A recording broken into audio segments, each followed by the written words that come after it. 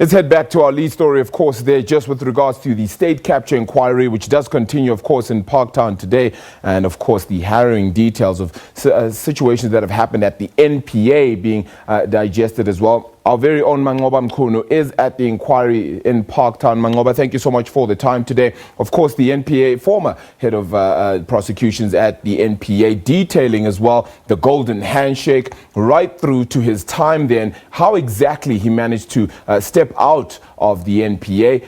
Share some more of those details for us, won't you?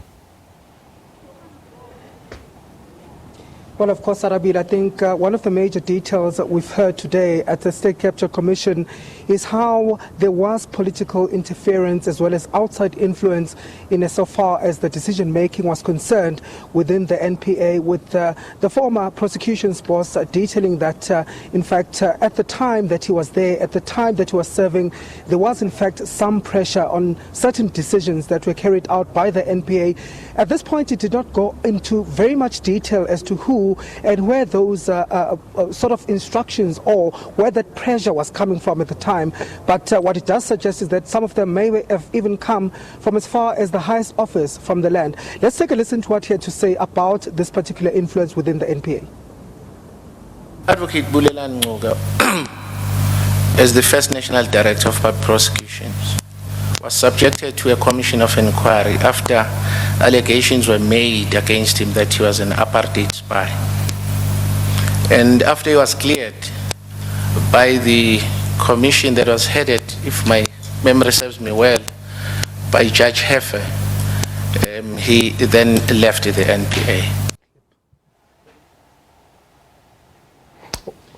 Well, Arabil, of course, that clip here, he's referring to, how many of those previous to him in the helm of the NPA had never finished their tenure under the NPA, saying that most of them had left under a cloud of being investigated as well as under inquiries that had been carried out. He spoke about Advocate Bulelan Ngoga, was also subjected to an inquiry into fitness for him to hold office, as well as Advocate Pikoli, who also faced a similar fate, saying that this was kind of like a culture at the NPA at the time, that most of those at the helm did not finish their terms due to several pressures that were being applied at the time.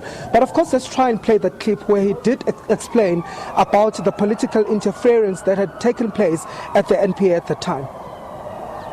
Before I went to the meeting, Mr. Hali assured me that I was not going to an interview of any sort. The president wanted just to see me, interact with me, and I should relax. And that's exactly what happened. It was not an interview, it was an interaction. And what I remember quite vividly, what the president asked me of was that, did I have courage to take up that position? To which I responded by saying, yes, I do. And I even said to him that knowing that he has been through hardships, I thought that he meant that I would be able to take decisions independently and firmly. Then I said, yes, I have that courage. And also, I remember he even said something in isiZulu that it's like that position might be like the people stepping you with arrows, something like that. Well, you can say it in isiZulu and then seek to translate, interpret it for people who might not understand isiZulu. Okay. Yeah. I think, if I remember well, he said that position is like if anana no nemkhonto esuke ibheke kwena, which I understood him to be saying that it was a very difficult task to handle, and he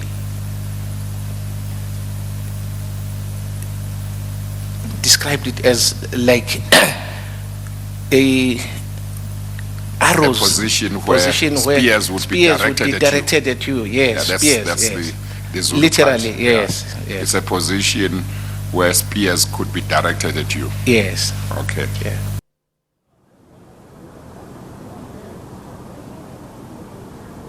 Well, of course, Nxasana there describing how he was employed at NPA back in 2013, and that was approached by the president's lawyer, Mr. Harley, at a meeting in Durban. Of course, he says that he then met the president at his residence in Pretoria later on, and he was told that, of course, he will be appointed as the new National Director of Public Prosecutions. But again, the evidence that is led here this morning, of course, also touching on some of the issues that previous witnesses have testified to. Those witnesses, of course, including the former IPID board boss, Robert McBride, as well as the former KZN Hawks head, Johan Boysen, who basically testified about some of the individuals within the NPA and how there was a cabal of prosecutors who were set on vilifying those who were contempt on fighting corruption. Of course, the name of Manqoba Mchunu as well as Lawrence Kgwebo again creeping up here in so far as the evidence is concerned, saying that they were among the people who were in a concerted effort on a campaign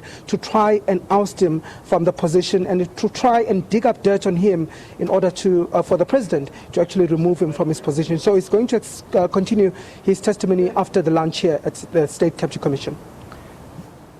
The convoluted web of maladministration continues in the state capture inquiry,